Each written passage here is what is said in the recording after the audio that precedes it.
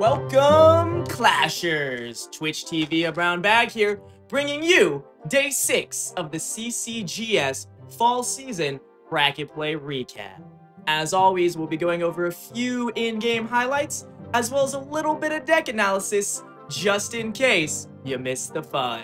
Over on the top half of the semifinals bracket, we have Music Master versus Trainer Chris. Now, both players chose to take control-type decks, Music Master with the Minor Poison, Trainer Chris with Hut Expos. This Hut Expo deck is going to be very, very powerful going into overtime. It looks like Trainer Chris already has this game in the bag. All he's got to do is play an Expo, and it'll be really hard for Music Master to stop the onslaught. Unfortunately, he goes in too hard on the right side, and Trainer Chris is left unable to defend this left-hand backdoor by Music Master. The Miner, the Goblins, the Bats, they did massive work on that tower, leaving it at 444 health. Now, where Trainer Chris would normally be able to expo his way into victory, he's not going to be able to stop these Minor Poison pushes in the back. And that is good game, Trainer Chris. Music Master will be moving on to the finals.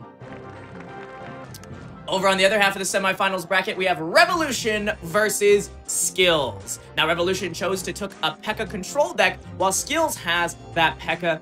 beatdown. Unfortunately for Revolution, we only have a minute left of overtime, making his pump pretty much useless. This is Skills' time to go in, try to really go for that 3 crown. He's getting massive damage with this Hog here on the right-hand side, looking to put that tower within lightning range. Skills does have lightning. If he can get that tower low enough, he can finish this game. Unfortunately for him, Revolution has a massive push coming in on the left-hand side. Skills is trying to defend it with his P.E.K.K.A., trying to go in on the right-hand side with the Hog, but the Electro Wizard minions are just too good of a counter. He's not able to get the damage he needs to be able to finish this game, and now he doesn't have the elixir to defend such a hardcore push on the left-hand side. And with that, Revolution takes the game, moving on to the finals.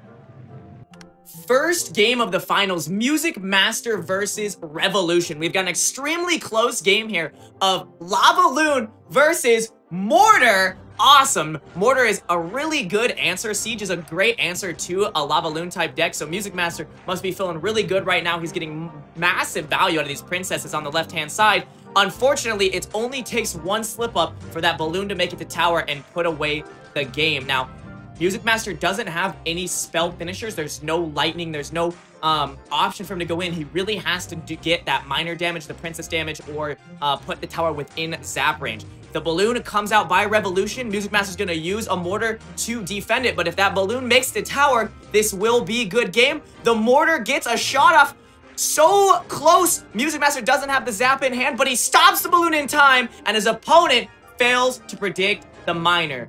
Music Master takes Game 1 of the finals.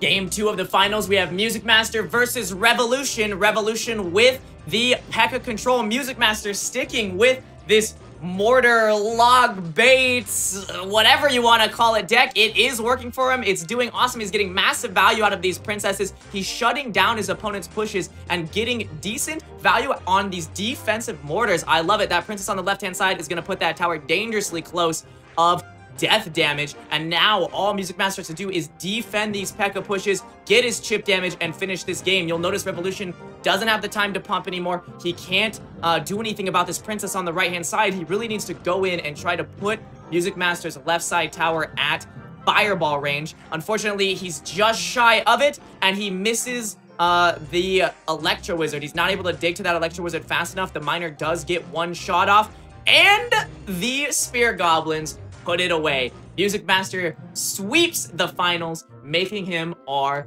champion. Now, I want to take this time to highlight off-meta decks. We've been talking mostly about meta decks, you know, P.E.K.K.A. beatdown, P.E.K.K.A. control, Lava Loon.